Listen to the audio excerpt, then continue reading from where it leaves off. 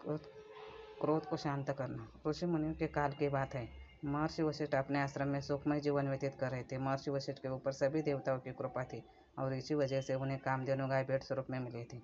इस गाय में कई विशेषताएं थी, लेकिन इसकी सबसे बड़ी खासियत ये थी कि गाय जहाँ भी रहेगी वहाँ कोई भूखा नहीं रहेगा जाएगा। महर्षि वशिष्ठ क्षमा के मूर्ति थे। एक बार राजा कौशिक उनके यहाँ अतिथि बन गए। महर्षि वशिष्ठ ने कामधेनु के सहयोग से उनका अच्छा सत्कार किया। कामधेनु के अलौकिक क्षमता को देखकर राजा के मन में लोभ उत्पन्न हो गया।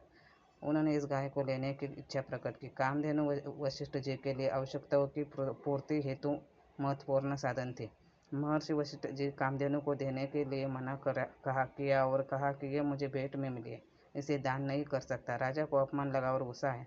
राजा का धर्म प्रजा का रक्षण करना होता है, उसे मांगना नहीं। राजा को महर्षि की बातें अच्छी नहीं लगी। कहा जाता है कि विनाशकारी विपरीत बुद्धि। राजा के अंदर लालच का भाव पैदा हो गया और सही और गलत नजर आना बंद हो गया। कामधेनु को बलपूर्वक ले जाना चाहा। राजा को मालूम नहीं था कि कामधेनु के पास भी दिव्य शक्तियाँ थी। वो वशिष्ठ के आज्ञा के बाद किसी को भी पराजित कर सकती थी। कामधेनु को समझ आया। उसने अपार सेना की वृष्टि की। राजा को अपने सेना के साथ हमला किया, पुत्र को छोड़, लेकिन हार गए। महर्षि वशिष्ठ राजा के इस हरकत के बाद उनके एक पुत्र को छोड़कर सभी को मृत्यु का शाप दे दिया। इसके बाद राजा महल की तरफ निकल गए। वहां पहुंचने के बाद धीरे धीरे उनके एक पुत्र को छोड़कर सभी की मृत्यु हो गई। राजा के अंदर बदले की भावना जाग गई। उन्हें किसी भी हालत में वशिष्ठ ऋषि से बदला लेना था। इसके लिए उन्होंने राजपाट अपने पुत्रों को सौंप दिया और द्वेष भावना से प्रेरित होकर राजा जंगल की तरफ गए। भगवान शंकर की तपस्या की और उनसे दिव्यास्त्र प्राप्त करके उन्होंने फिर से महर्षि वशिष्ठ पर आक्रमण किया। राजा के इस हरकत को देखकर महर्षि ने ब्रह्मास्त्र चला दिया। इससे पूरी धरती पर संकट आ गया है। सभी देवताओं के आग्रह के बाद ऋषि का क्रोध शांत हुआ और उन्होंने अपना ब्रह्मास्त्र वापस लिया।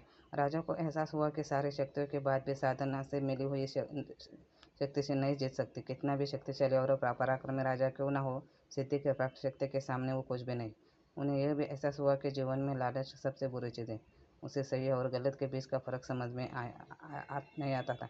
इसलिए लालच करने से बेहतर है खुद को काबिल बनाए। जैसा ऋषि ने किया था, देवताओं ने उनकी काबिलियत की वजह से उन्हें कामदेव ने भेंट स्वरूप में दी थी। दूसरी बार भी वशिष्ठ ने हार के राजा को गहरा आघात हुआ और वह मान लेते हैं कि आहारी ताकत और इंसानी अहम योग शक्ति के आगे कुछ भी नहीं है।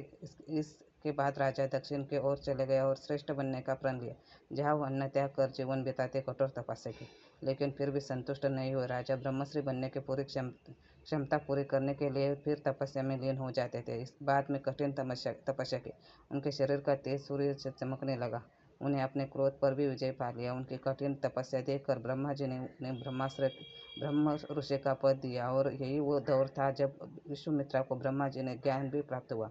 इतनी कठिन तपस्या और दृढ़ निश्चय के बाद महर्षि ने उन्हें माफ कर दिया और उनका ऋषि के रूप में स्वीकार किया और इस तरह राजा महर्षि विश्वामित्र में प्रसिद्ध हुए।